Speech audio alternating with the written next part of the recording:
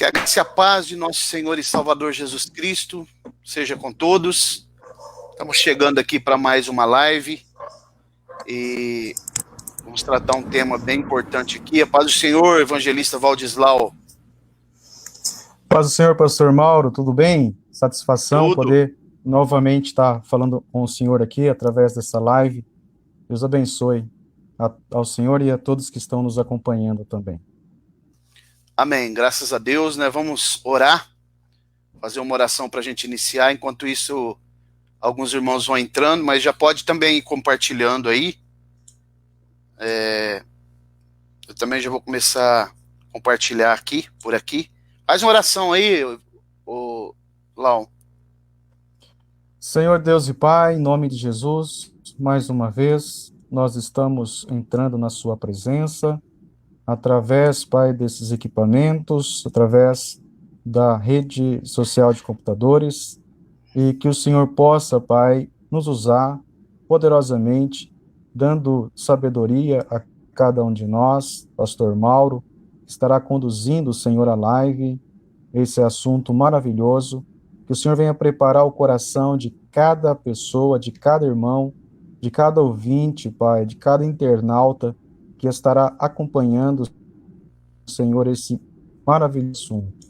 Inspiração, sabedoria, tudo aquilo que acontecer neste momento que estivermos aqui, Senhor, falando da sua palavra, venha ser de elevo espiritual para cada um de nós nesta noite. É a minha oração, em nome de Jesus. Amém. Amém, graças a Deus. Então, vamos falar sobre esse assunto hoje, Valdislau. As cidades de refúgio, né? Eu quero ler um texto aqui para a gente poder já consubstanciar, usar como base no livro de Josué, no capítulo 20, a partir do versículo 1, vamos ler até o 9. Glória a Deus. Aí os irmãos que forem entrando também já vão compartilhando, né? Para que possa se expandir essa live. Então o livro de Josué diz assim a palavra do Senhor, capítulo 20. Falou mais o Senhor a Josué. Acho que eu vou pôr aqui também vou colocar aqui para as pessoas verem também. Compartilhar a leitura. Que é bom que as pessoas também vejam, né? Então diz assim a palavra do Senhor no livro de Josué. Deixa eu ver se está aparecendo aqui. Acho que não apareceu, vamos ver agora. Muito bem.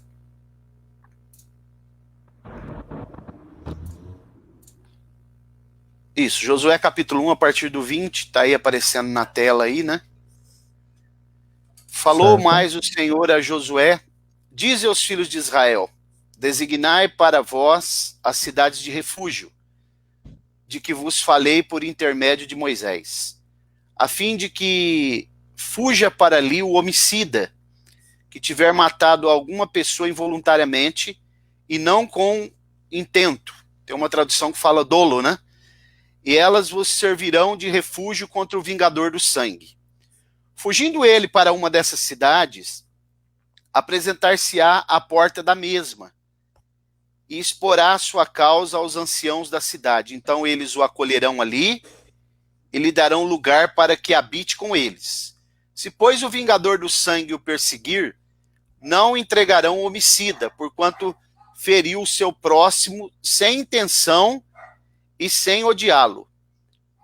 E habitará nessa cidade até que compareça em juízo perante a congregação, até que morra o sumo sacerdote, que houver naqueles dias. Então o homicida voltará e virá à sua cidade e à sua casa, a cidade de onde tiver fugido.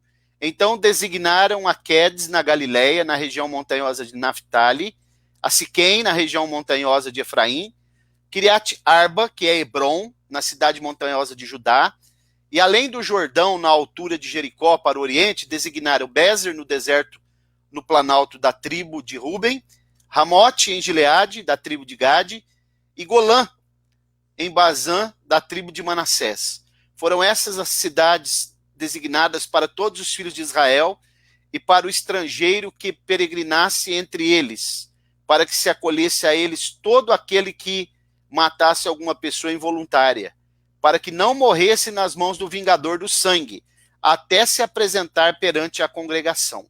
Amém? Glória Amém. a Deus. Pois bem, então, Lau, a gente pode ver o seguinte, acabamos de ler um texto aqui que fala sobre as 6 cidades de refúgio, né, que foram designadas. Nós percebemos aqui que 3 ficava aquém do Jordão, né, e 3 além do Jordão. Então, em primeiro lugar, né, até para você já dar suas primeiras considerações, a gente pode observar no Antigo Testamento, né, muitas particularidades, questões de lei, né, e agora, no caso aqui, as cidades de refúgio, para as quais um assassino que fosse acidental, que fosse o que a gente chama na justiça brasileira de culposo, quando ele matasse alguém sem ter intenção de matar, né?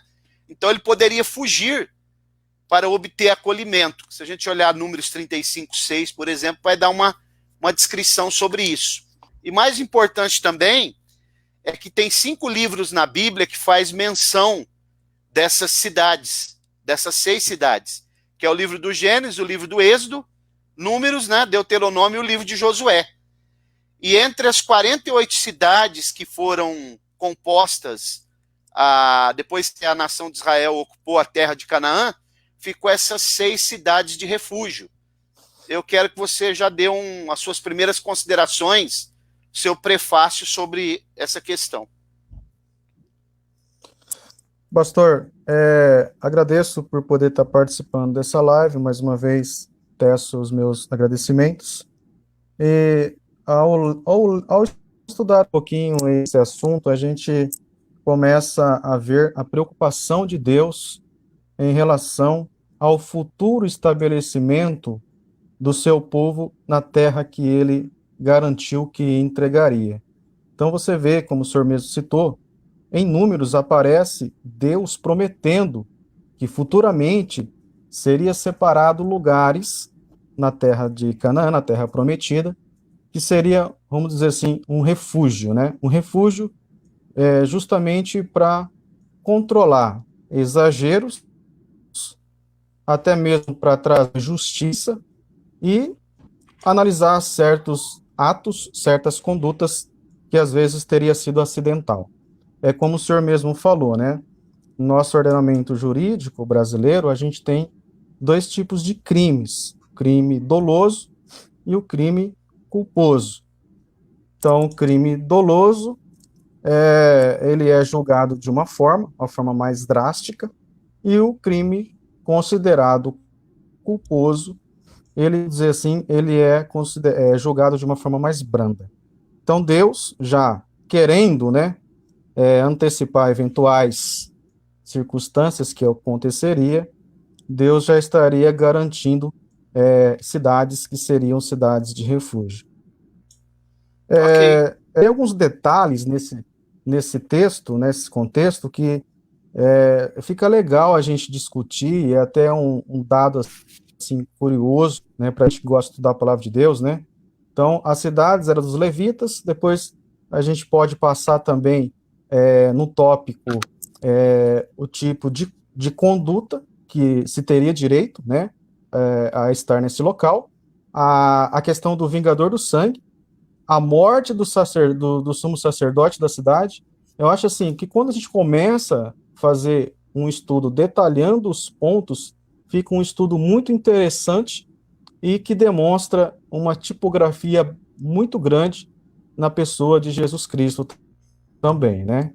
Deixa aí também o senhor conduzir mais assim melhor a live aí. Amém. Um abraço para Irani, irmã Andréia, irmã Eliene, a paz do Senhor. Os irmãos que tiverem perguntas no decorrer da live, vão colocando aqui, que a gente vai colocando também na tela aqui para a gente poder abranger mais o assunto, né? Então, o evangelista Valdislau, uma coisa interessante, você citou os levitas, né?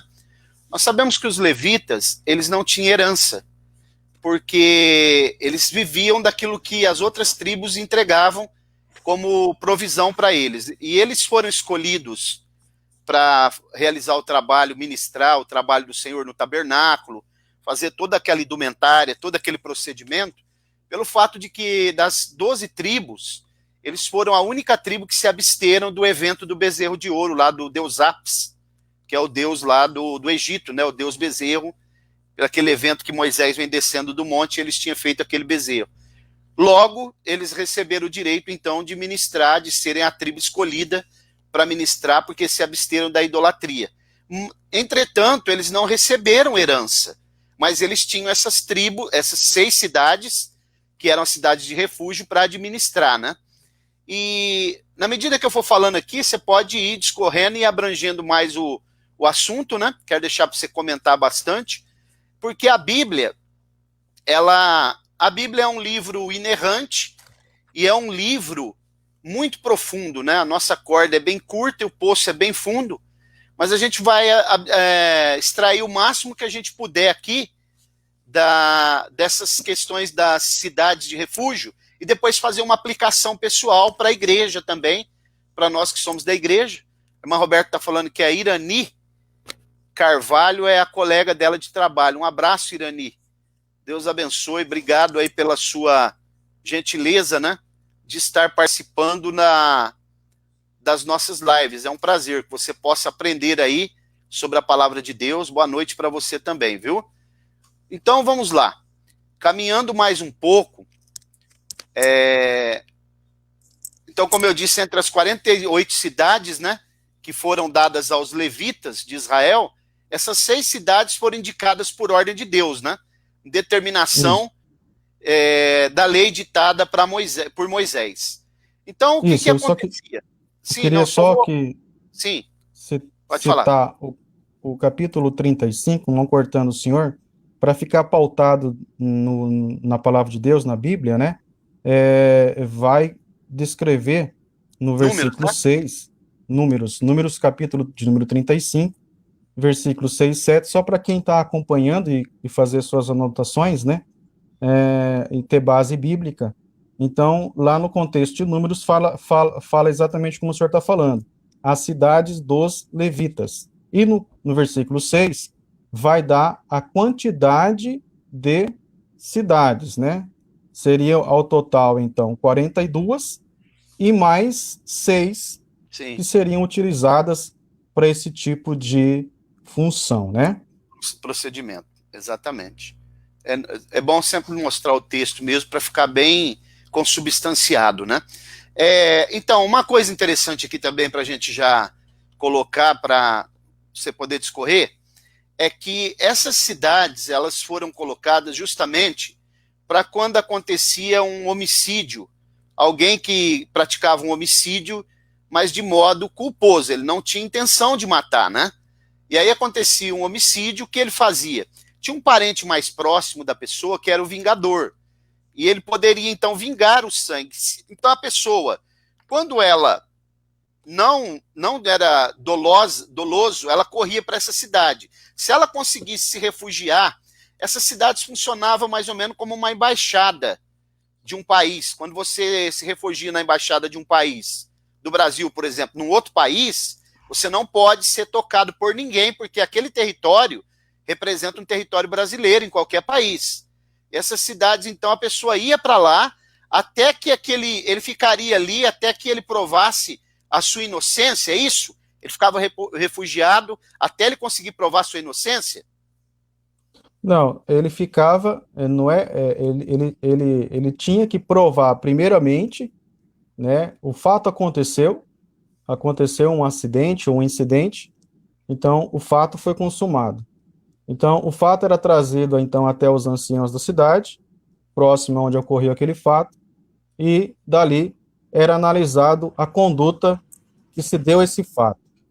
Como o senhor mesmo já citou, o dolo, o que é o dolo propriamente dito? O dolo, se você analisar no conceito normativo, o dolo, o que é? É a consciência, a vontade e o potencial da ilicitude, ou seja, o potencial conhecimento da ilicitude. Quer dizer, você tem a intenção, você tem a vontade e você sabe que aquilo que você está praticando é um ato ilícito. Então você tem essas três junções. Já na culpa, a culpa é completamente diferente. Você não tem a intenção, mas acaba praticando. Então, uma vez que era trazido ao conhecimento dos anciãos da cidade, e tivesse aquele primeiro análise dos fatos e tudo mais, ele teria, então, acesso a uma das 6 cidades citadas. Mais para frente eu quero também trazer algum tipo de explicação do significado de cada nome dessas cidades, que também tem uma relevância bastante grande na vida do agente que cometia tal prática. Mas uma vez que ele chegasse nessas cidades, ele não iria ficar lá até se provar a sua inocência. Ele já tinha uma culpa, né?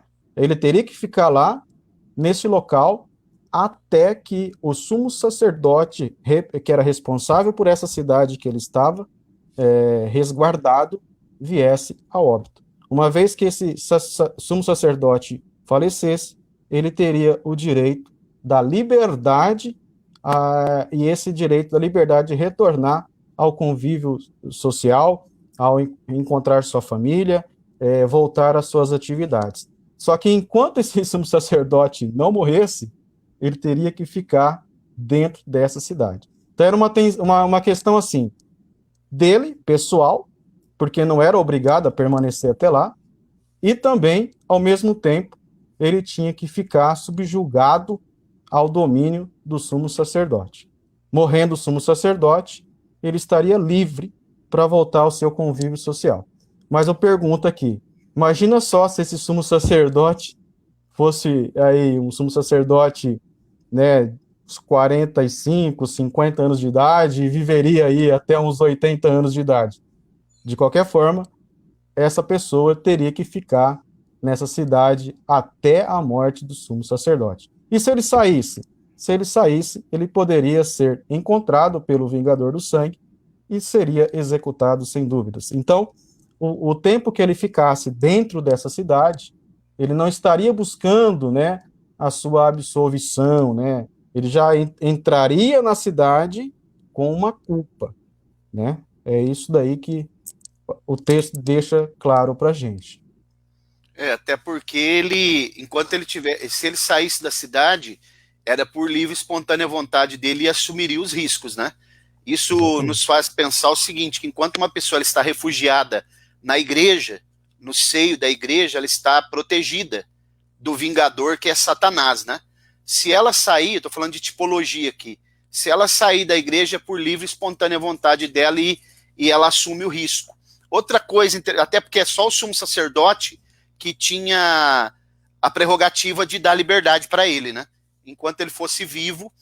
E uma coisa também interessante que é bom a gente pontuar aqui é que nessa época, por que precisava dessa cidade de refúgio? Porque estava em evidência o Código de Hammurabi, que vem lá dos Sumérios. E o Código de Hammurabi, ele é aquela lei que é conhecida aqui no Brasil, né? Lei do talião, que em latim significa lei igual.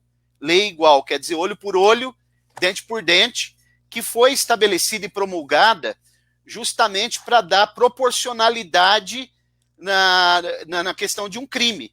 Porque, por exemplo, antes dessa lei, a pessoa pisava no pé do outro, quebrava um dedo do outro, o outro matava a pessoa.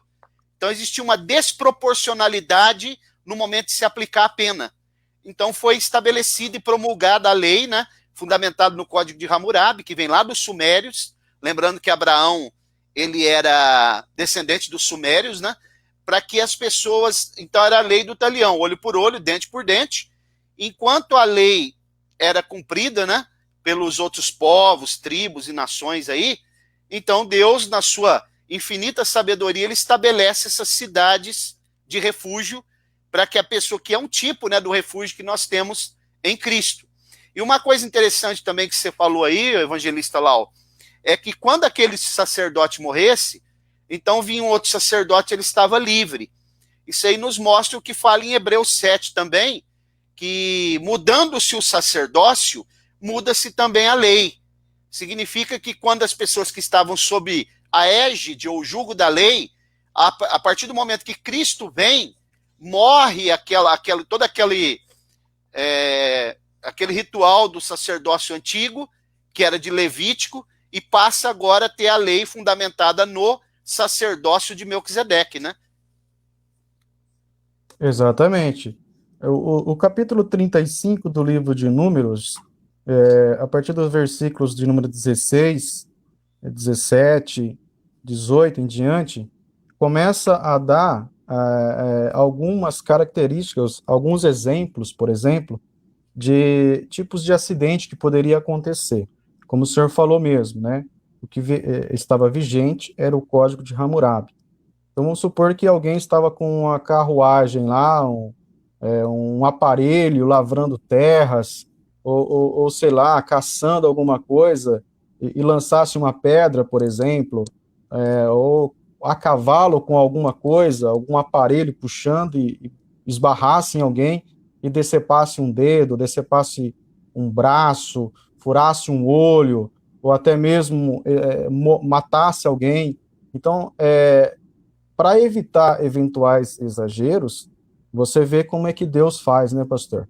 Então, Deus sabe julgar exatamente cada conduta de cada um de nós. E isso é interessante, porque a intenção aqui é que era levada em consideração, levando o lado espiritual.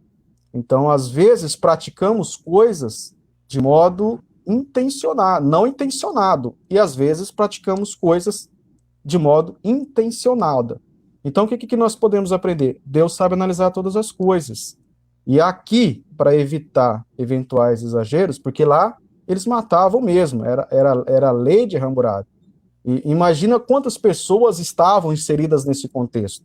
Se você for analisar, quando Moisés tira, é o líder, o que estava na frente do povo, quando sai do Egito, você faz uma análise, era de 2 a 6 milhões de pessoas. Então, imagina só, né, o que estaria acontecendo nesse convívio social envolvendo as pessoas. Então, Deus, ele é justo, Deus, ele analisa todas as coisas, então o que estava patente aqui era eventuais exageros, né? A família poderia contratar, né, uma pessoa que vingasse, ou um parente mais próximo, e executar mesmo, até mesmo por coisa assim que foi acidental. Por exemplo, uma pedra lançada, batesse na cabeça de alguém, matasse, esse outro teria que morrer pela lei que regia as leis dos povos circunvizinhos da época. Então, Deus coloca, então, um limite. Deus coloca, então, a justiça neste momento para analisar todos os fatos. Então, para nós que hoje, para finalizar essa participação aqui, nesse momento, esse ponto, é muito relevante esse ponto, porque Deus, ele julga a intenção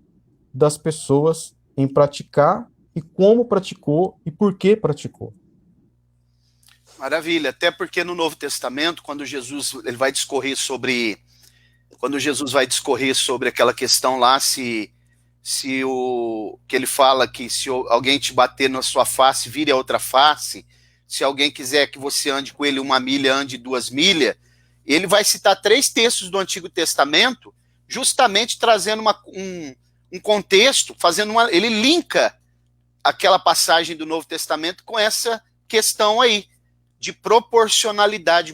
Quase, as pessoas quando vai discorrer sobre esse assunto, quase nem tem essa noção, que Jesus está linkando, ele vai mostrar pelo menos 3 textos do Antigo Testamento, inclusive lá em Lamentações, que fala sobre essa questão, linkado com aquele assunto lá de vira tua face e tal, porque tem gente que pensa que se uma pessoa te dá um tapa no rosto, você tem que deixar literalmente a pessoa te dar um tapa no rosto.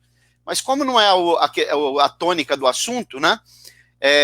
A cidade de refúgio ela é muito emblemática, elas são muito emblemáticas porque elas têm questões relacionadas na tipologia com Jesus, o Senhor, sendo o nosso refúgio. Por exemplo, o Salmo 46, verso 1, diz que o Senhor é o nosso refúgio e a nossa fortaleza, né? Bem presente na angústia. Também nós vemos lá o Salmo 32, 7, que vai falar sobre essa questão de refúgio. E outros textos que a gente poderia citar aqui, no Provérbios diz assim, torre forte é o nome do Senhor, né? O justo correrá para ela e estará em alto refúgio. Então eu quero que a gente comece a pontuar aqui agora essas cidades de refúgio. Por exemplo, a cidade de Quedes, ela significa lugar santo, que era cidade de refúgio para os impuros, que também envolvia os leprosos, pessoas que estivessem, mulheres que estivessem no seu fluxo menstrual, precisavam sair e ir para essas cidades de refúgio, né? Então eu quero que você fale sobre essa cidade de Quedes também, que vamos pontuar cada uma delas, as 6 cidades, começando pela cidade de Quedes. Lembrando só que 3 era aquém do Jordão e 3 além do Jordão. Exatamente. Quedes já fica nesse conjunto de 3 cidades, que fica aquém do Jordão. É um nome sugestivo, né? A palavra é uma palavra hebraica que significa lugar santo. Então, muitos teólogos falam também que cada pessoa que tinha a prática de uma conduta, ele sentia a necessidade, depois do arrependimento, de buscar um fortalecimento. Então, nesse ponto, se era dada a oportunidade da pessoa, uma vez que foi julgada pelos anciãos, uma pessoa que cometesse uma conduta culposa, ela poderia, então, escolher cada uma delas. Então, Guedes seria um local onde poderia levar a pessoa à santificação. Então, nesse momento, se ela tivesse a necessidade de realmente se santificar, era um local onde a pessoa buscava esse endereçamento, essa cidade, para poder ficar ali se santificando na presença de Deus. Ok. É a cidade de Quedes, né? Quedes do hebraico. Quedes. Lugar santo. Uma cidade de refúgio para os impuros também. Uma outra cidade também, que é a cidade de Siquém, né? Que significa ombro, é exatamente onde José foi sepultado, né? Ele deu ordem para que levasse os seus ossos do Egito para lá, e lá ele foi sepultado em Siquém, significa ombro, ou cidade de refúgio para o cansado, né? Pessoa que estivesse cansada e abatida. Olha como que isso vai fazendo um paralelo, né? Uma equação teológica com os procedimentos e as características de Jesus para o pecador, para aquele que está cansado e oprimido, né? Vinde a mim, todos os que estáis cansados e oprimidos, eu vos aliviarei. Exatamente. Então, Siquém ficava junto nesse conjunto das 3 cidades, aquém do Jordão também. Ombro, é como eu acabei de dizer acerca da necessidade daquele que se sentia, que foi considerado culpado, né, dele buscar, vamos dizer assim, um fortalecimento. Então, se ele se sentisse na necessidade de buscar um fortalecimento mediante a atitude que ele teria cometido, porque assim, o que a gente tem que entender é que ninguém fica contente em ter praticado alguma coisa de modo intencional. Então, todos nós, uma vez que praticamos uma conduta, né, a gente enche-se de arrependimento e isso gera um desgaste mental, um cansaço emocional, uma tristeza profunda, um abatimento profundo. Então, é nesse sentido que uma vez julgado pelos anciãos e uma vez que era reconhecido a culpa, então a necessidade do agente que ele sentia dentro dele era oferecida. Nessa questão, ele poderia se refugiar em Siquém para que ali ele buscasse uma ajuda para que pudesse continuar caminhando a sua vida. Maravilha. Podemos citar um texto clássico, Mateus 11, 28, né? Vinde a mim, todos que estáis cansados e oprimidos, eu vos aliviarei. Tomai sobre vós o meu jugo, que o jugo é uma canga, né, que se coloca sobre os bois, e segundo alguns historiadores, na carpintaria, Jesus era especialista em fazer jugo, e o jugo dele não machucava os animais. Por isso que ele fala, o meu jugo é suave, o meu fardo é leve. Um abraço para presbítero Emezone, que congrega aqui na Assembleia de Deus com a irmã, Ministério de Santos, e para o nosso amigo Tércio aí da cidade de Tupã. Deus abençoe. Mais uma cidade, então, Lau, que a gente pode citar aqui é a cidade de Hebron, né? Que foi dada como herança a montanha de Hebron depois para Caleb, né? Depois de 45 anos da promessa, ele consegue conquistar, já estava com 85 anos. E é interessante que essa cidade, Hebron, significa comunhão, né? Refúgio para o que está longe e depois ele volta, como o filho pródigo. 1 Coríntios 1,9 diz, fiel é Deus, pelo que foste chamado para a comunhão de seu Filho Jesus Cristo, nosso Senhor. Quero que você comente sobre a cidade de Hebron também. Então, é conhecida também como Kiriat Arba, né? Isso. Ou Hebron. Também ficava dentro desse conjunto das 3 cidades aquém do Jordão. Então, o Jordão era o limite territorial, como nós temos hoje em alguns municípios, né? Algumas regiões, temos os rios que cortam o município para com o outro. Então, entre a região ali do deserto de Sim, depois entrava-se na região de Canaã, tinha o Rio Jordão. Então, é nesse limite aquém que nós vamos encontrar também mais essa cidade chamada de Hebron, como o pastor mesmo disse. Significado do seu nome, comunhão. É nesse local onde também o agente poderia buscar a comunhão com Deus, mediante aquela necessidade que ele tinha por ter cometido tal conduta. E eu quero também só fazer uma pergunta, pastor. Vamos supor que, diante desse julgamento que primeiramente era dado o direito aos anciãos julgarem, se a pessoa tivesse a sentença pelos anciãos de que ele tivesse cometido dolo, o que aconteceria com essa pessoa? Ele teria direito a recorrer a uma dessas cidades? O que aconteceria com essa pessoa? Um ponto que eu queria levantar. Sim, isso daí é um ponto interessante, porque se fosse considerado como homicídio doloso, quando há intenção de matar, isso aí existia também uma tabela, né, que não vai dar tempo da gente esmiuçar aqui, porque o tempo não vai dar, mas existia uma tabela também sobre questões de indenização.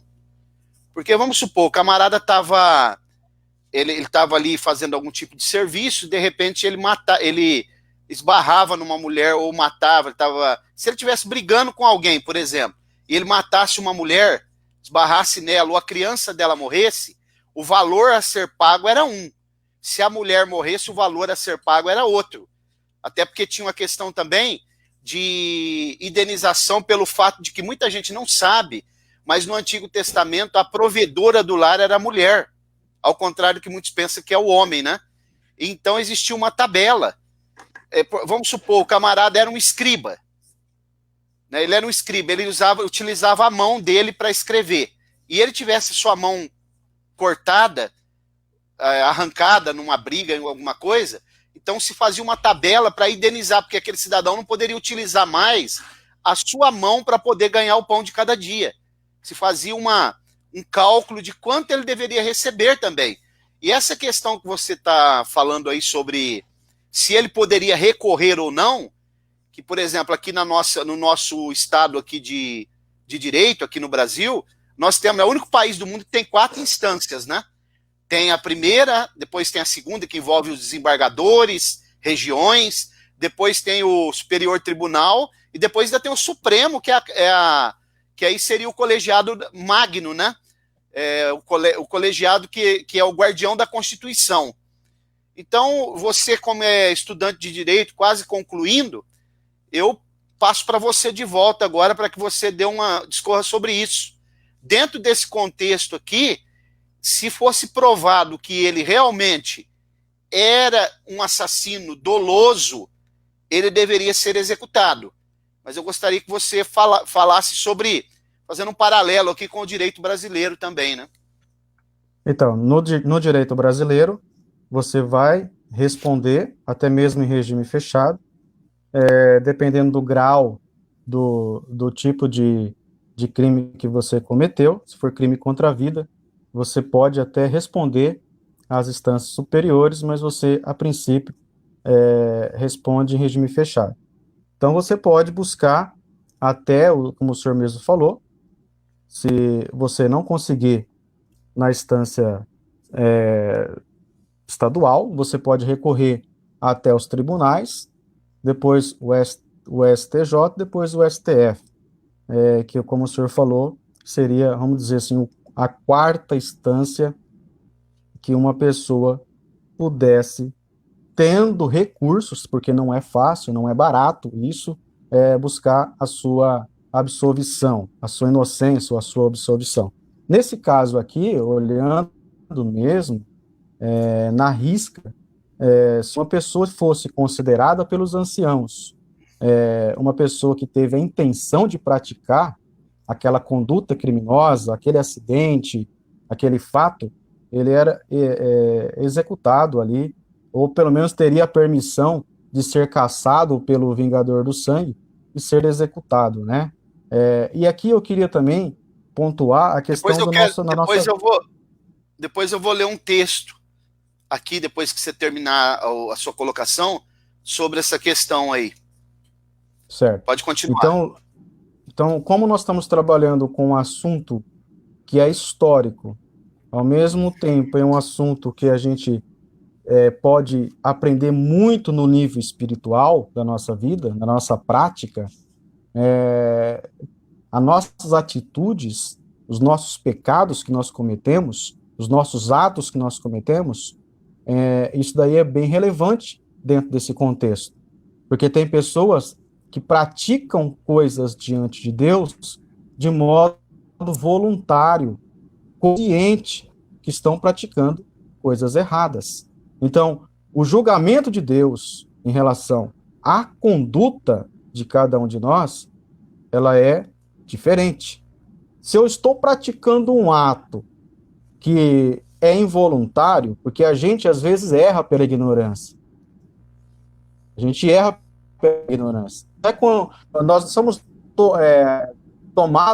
dotados de toda a verdade, de todo o conhecimento. Então a gente, às vezes, na caminhada da nossa vida, a gente também tromba a ignorância, pratica de modo intencionado, não intencional, na verdade.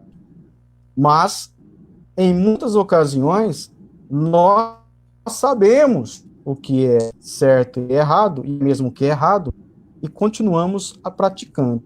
Então, aos olhos de Deus, o dolo, também eu tenho minhas dúvidas se alcançará a absolvição. Deixo aqui também essa consideração. Na nossa justiça brasileira, a gente, se tiver uma condição financeira até boa, contratando-se uma equipe de advogados, um departamento jurídico, e tendo dinheiro para você pagar recursos, você pode, através das casas, buscar uma absolvição ou até mesmo uma inocência. Mas na justiça de Deus não era assim. E o que estava vigorando aqui nesse contexto que nós estamos trabalhando era a justiça de Deus. Exatamente. Era uma teocracia, até porque Moisés era o legislador dessa lei, entretanto ele não era o centro, ela era teocêntrica. No Novo Testamento, Jesus, além dele ser o legislador, ela é cristocêntrica. Ele também é o centro. Por isso que o escritor aos Hebreus mostra a superioridade de Jesus em relação a Moisés. Eu vou ler aqui dois textos eu quero ler, até para a gente ver essa questão de dolo, de pecar voluntariamente ou involuntariamente, porque você sabe que a iniquidade é um pecado que só crente pode, só cristão, servo de Deus, pode cometer, né? É quando você institucionaliza o pecado. A iniquidade no Novo Testamento é a palavra anomia do grego, que significa sem lei. Quer dizer, não cumprimento da lei. Um abraço também para Viviane. Então, vou ler aqui, ó, no capítulo 12 do Êxodo, aliás, Êxodo, capítulo 21, eu quero ler o versículo 12 e o 13, ó. Diz assim, ó. Vou até colocar aqui na tela para as pessoas acompanharem, que é interessante isso daqui, ó. Diz assim, ó. Êxodo, capítulo 21, versículos 12 e 13. Não sei se está aparecendo aí. Deixa eu ver. Vamos lá. Agora vai.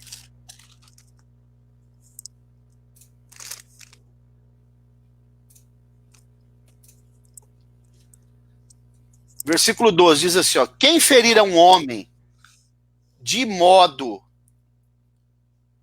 que este morra, certamente será morto.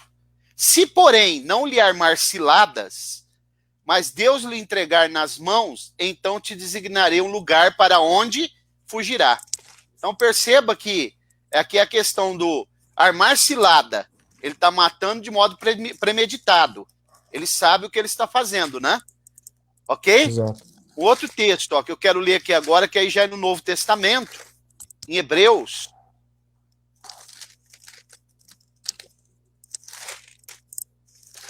Hebreus capítulo 10, versículos 26 e 27. É um texto bem conhecido. Diz assim, ó. Hebreus capítulo 10, versículos 26 e 27.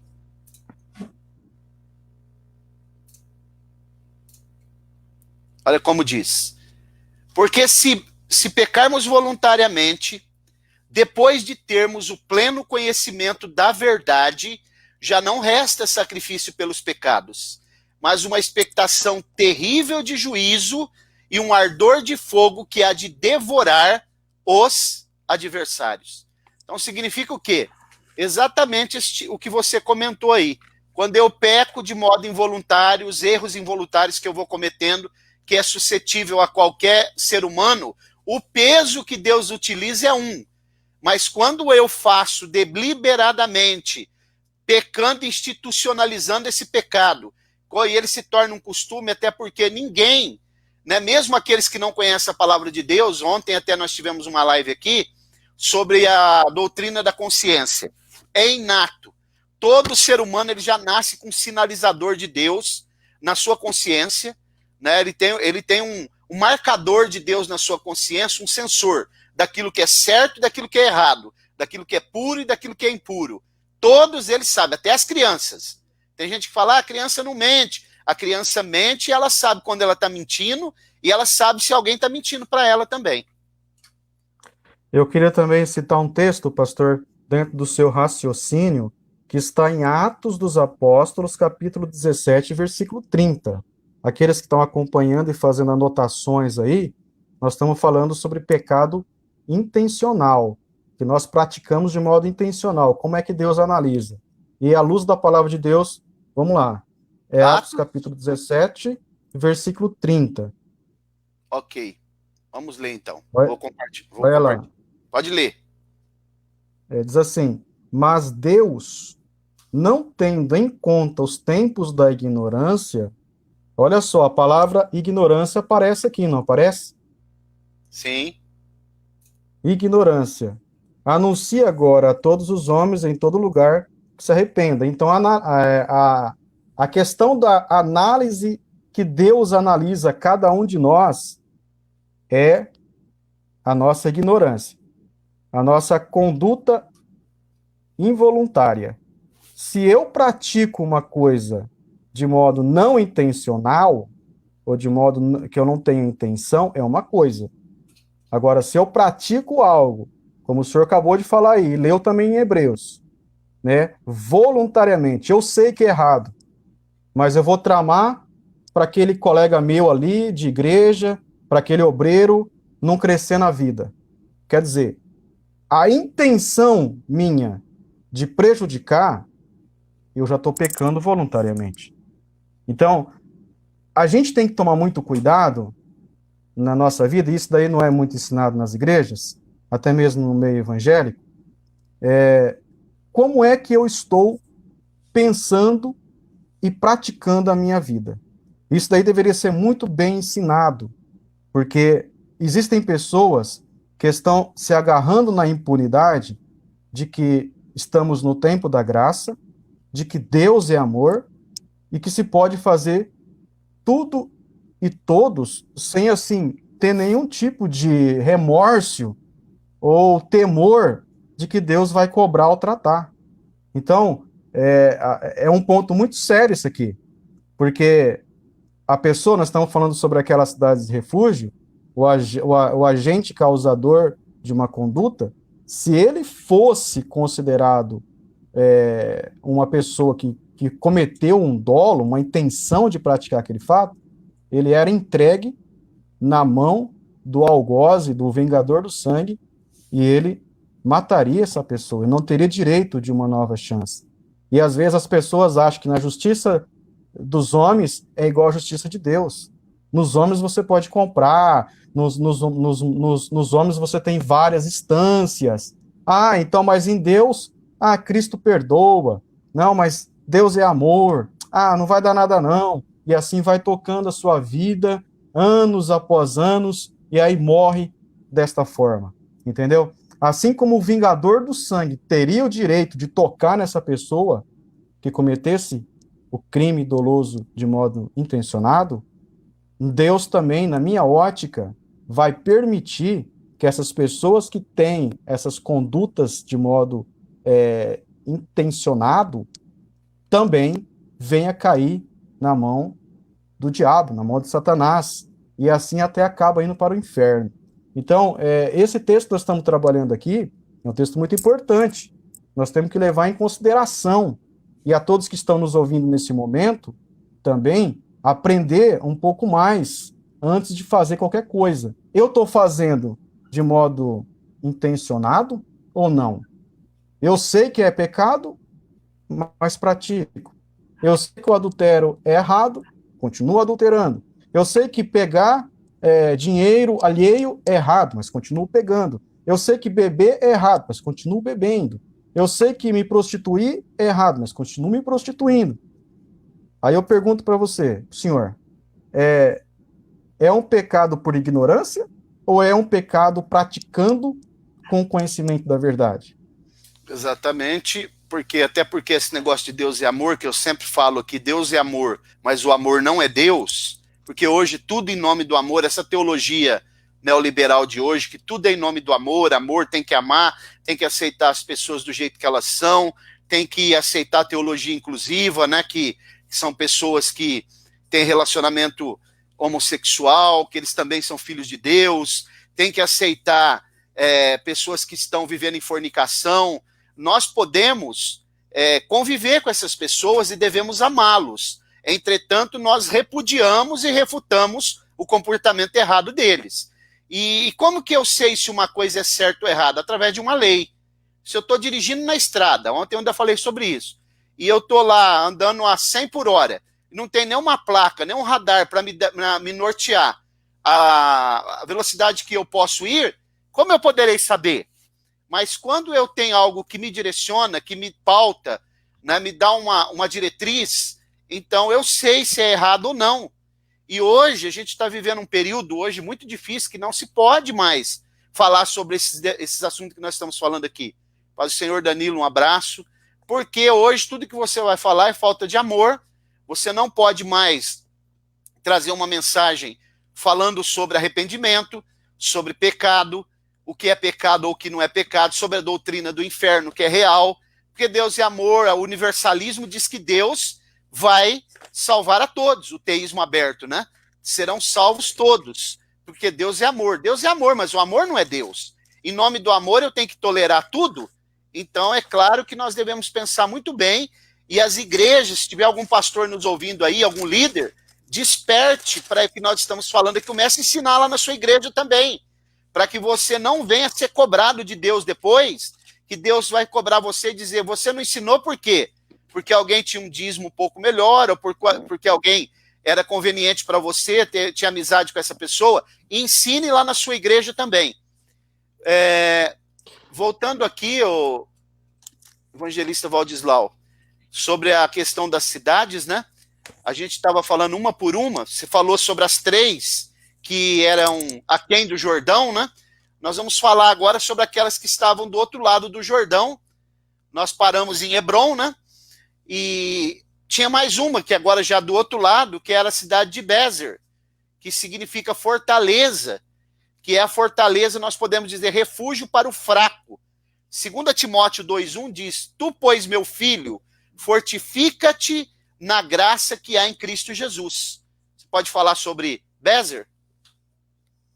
Exatamente. O nome hebraico significa Bezer. Agora nós estamos entrando no terceiro conjunto, no segundo conjunto das 3 cidades que ficaria além do Jordão, né, já na terra de Canaã, propriamente dita, onde aquele que se tornava de direito de refugiar até uma cidade de refúgio poderia buscar fortalecimento, né, em Deus, a ajuda de Deus, o refúgio de Deus, para que ele pudesse, então, se fortalecer mediante aquela prática que ele teria praticado.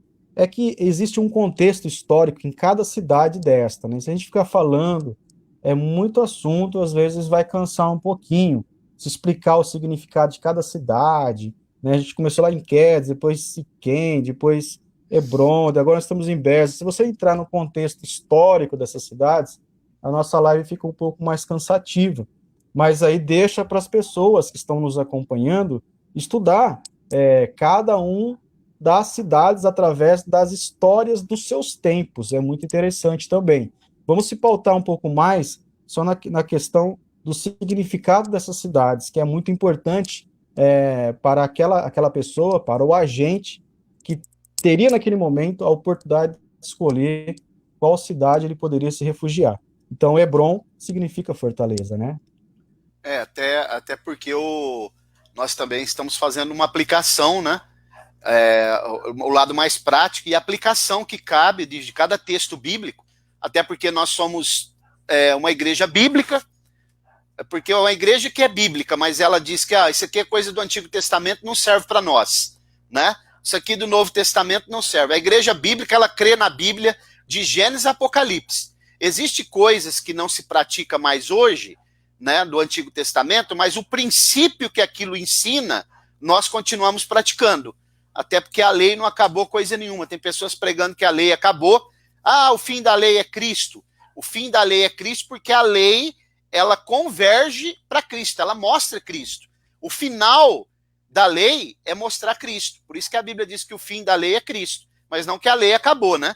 O Danilo está dando a paz do Senhor, continuar pecando não é cristianismo, né?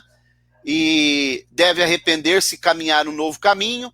Ótima palavra. Glória a Deus, ele colocou aqui. Deus abençoe, Danilo. Vamos seguir então, né? Até porque nossa live já está com quase 1 hora.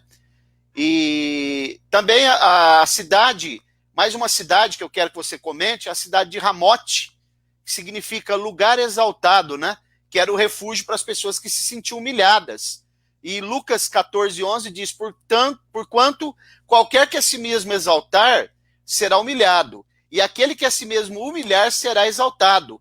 Tiago 4:10 diz, humilhai-vos perante o Senhor, e ele vos exaltará. Nós sabemos que a humildade, ela precede a honra. Se alguém quer ser exaltado, ele precisa ser humilde, né? Gesiel, um abraço. Exato. Fernanda. Palavra Ramote, elevação, também pode ser levado nesse sentido. A pessoa ali se sentindo humilhada, né? Há até uma certa frase que fala, né, que a culpa do arrependimento causa a tristeza na alma. Então, a pessoa sentindo-se que aquela conduta que ela praticou levou ela a uma espécie de humilhação, se sentia assim menosprezada, se sentia assim completamente rechaçada, ela poderia recorrer-se até Ramote, né? Que o sentido prefigurativo da palavra em hebraico significava elevação. Ali ela poderia se elevar na presença de Deus, né? Ela poderia buscar em Deus algo para fortalecer, se levantar na presença do Senhor. Esse era o sentido da cidade de Ramote. Maravilha. E tinha mais uma cidade, então, que é a última, né? Que é a cidade de Golã, que na verdade as colinas de Golã, que ficava ali junto ao Mar da Galileia, né? Cidades, ela fazia parte da Decápolis, daquelas 10 cidades junto ao Mar da Galileia, que na verdade também é a cidade de Gadara, né? A cidade de Gadara, que é a cidade de Golã, representa também a cidade de Gadara. As colinas de Golã significa lugar separado, que é refúgio para quem está sendo envolvido pelo mundo, né? 1 João 2,14 diz assim: eu vos escrevi paz, porque já conheceste aquele que é desde o princípio. Eu vos escrevi jovens, porque sois fortes, e a palavra de Deus está em vós e já venceste o maligno. O versículo 15 diz: não ameis o mundo nem o que no mundo há. Se alguém ama o mundo, o amor do Pai não está nele. Porque tudo que há no mundo, a concupiscência da carne, a concupiscência dos olhos e a soberba da vida, não é do Pai, mas do mundo. Comente aí, por favor. Exatamente. Estamos então finalizando a terceira cidade do segundo conjunto das 3 cidades que ficaria agora além do Jordão. Golã, em hebraico, lugar separado, onde o refugiado poderia, juntamente nessas colinas, nessa região, onde se tornava uma região separada ali, com várias, né, montanhas, vários arbustos, vários arvoredos, é um local onde ele poderia se separar definitivamente de tudo e de todos e ficar um tempo, né, um tempo longe de tudo aquilo que ele havia vivido durante todo o seu percurso de vida. Então, ele poderia se refugiar até Golã, nome simbólico separado, local separado para ficar na presença do Senhor.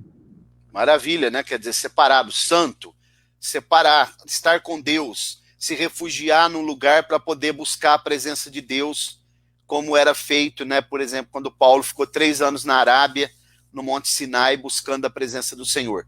Então, para a gente terminar, o evangelista Valdislau, fazer uma aplicação aqui, usando o Salmo 46, o verso 1, né? Que o Senhor, Deus é o nosso refúgio e fortaleza bem presente na angústia.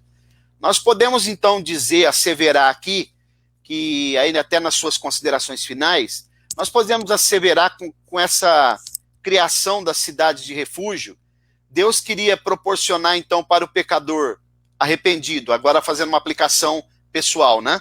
Santidade, comunhão, segurança, exaltação, separação. Exatamente. Vamos levar também mais um detalhe aqui, né? Que era a morte do sumo sacerdote. Então, quem que é o nosso superior sumo sacerdote, como dizem em Hebreus? Cristo. Então, nós temos a oportunidade de parar, nós ainda temos a chance ainda de voltar aos pés do Senhor, de voltar para Cristo. Jesus já morreu, como aqui o sumo sacerdote garantiria através da sua morte a absolvição daquela pessoa, e uma vez que ela ficasse todo esse tempo dentro de tal cidade, como nós citamos, e seus significados, com a morte do sumo sacerdote, ela saía levando toda a característica dessa cidade com ela. Então a gente pode, né, hoje, se arrepender, parar. Então hoje nós temos o quê? No sentido espiritual, nós temos o vingador do sangue, que seria Satanás e seus demônios, que estão esperando, estão ali, ó, de tocaia, como a espreita, como diz Pedro, ao nosso derredor, bramando como leão, buscando a quem possa tragar. E se a pessoa morrer de modo doloso aos olhos de Deus, a partir do momento que a sua alma se deslocar, isso aqui é muito sério, do seu corpo, ela vai cair nas mãos, como nós já várias vezes conversamos, dos verdugos, né? e essa pessoa será levada até o Hades, até o local de tormento. Então, hoje, nesse momento chamado agora, nós temos a oportunidade de parar, de buscar refúgio em Cristo Jesus, e em Cristo Jesus nós vamos encontrar tudo isso que aqui, essas cidades de refúgio, estão descrevendo. Em Cristo Jesus, nós vamos encontrar o quê? Um ombro amigo. Em Cristo Jesus, nós vamos encontrar comunhão com Deus. Em Cristo Jesus, nós vamos nos santificar mais na presença do Senhor.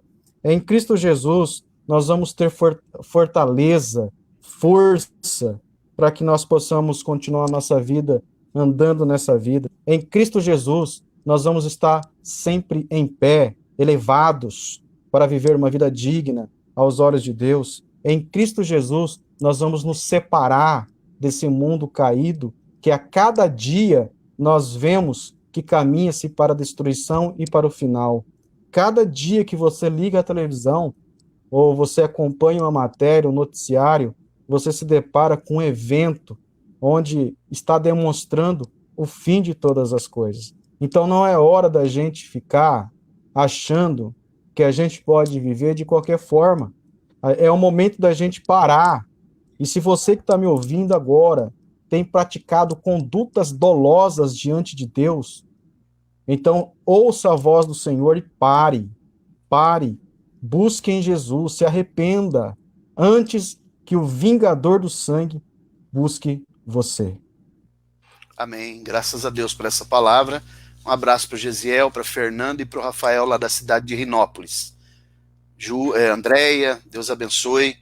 E estamos chegando ao término da nossa live, né? Eu acredito que nós vamos poder trazer outros temas aqui. Quero agradecer ao evangelista Valdislau, a Pâmela, todos os irmãos que participaram, a Iranina, também que é amiga da irmã Roberta. Deus abençoe, Irani. Faço um convite para você, que você faça uma visita para nós na igreja no final de semana. 19h30 nós vamos ter culto no final de semana, estamos tendo culto com várias restrições, mas estamos tendo culto. A nossa igreja fica ali na Avenida Luiz Lemos de Toledo, 756, né, do lado da loja do Benite. E lembrando que amanhã também, se o Senhor permitir, às 20 horas, eu tenho uma live sobre escatologia bíblica, que é a 5ª aula, né, com o pastor Fábio Moretti, lá de São Joaquim da Barra. Deus abençoe a todos, Deus abençoe Valdislau. Vamos orar, vou fazer uma oração aqui agora. Oremos. Soberano Deus, eterno e bondoso Pai, no nome de Jesus, quero te louvar e te agradecer pela vida do evangelista Valdislau, da Pâmela e de todos os irmãos que participaram aqui. Que o Senhor continue nos sustentando, nos guardando e nos dirigindo. Que o teu nome seja glorificado e que nós sempre possamos nos refugiar em ti, porque o Senhor é o nosso refúgio e fortaleza bem presente na angústia. O Senhor é aquele que nos sustenta e nos dá direção e graça para passar pela tribulação, pelo mar encapelado e chegar com a nossa embarcação no porto seguro. Dai-nos uma noite de paz e tranquila, em nome de Jesus. Eu vou ficando por aqui, Deus abençoe, Valdislau. Fiquem na paz do Senhor e até uma próxima eventual oportunidade, se Ele permitir. Tchau, tchau, abraço a todos. Paz do Senhor.